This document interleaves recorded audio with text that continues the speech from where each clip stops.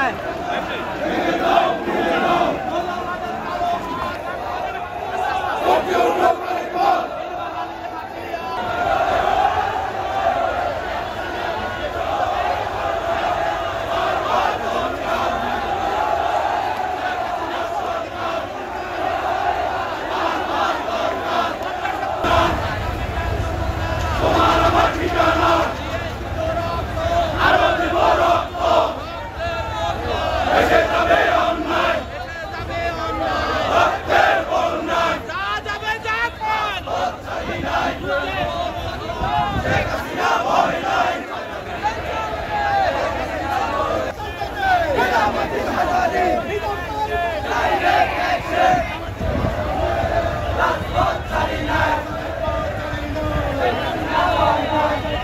আজকে সবাই গুরুত্বপূর্ণ বক্তব্য রাখবেন।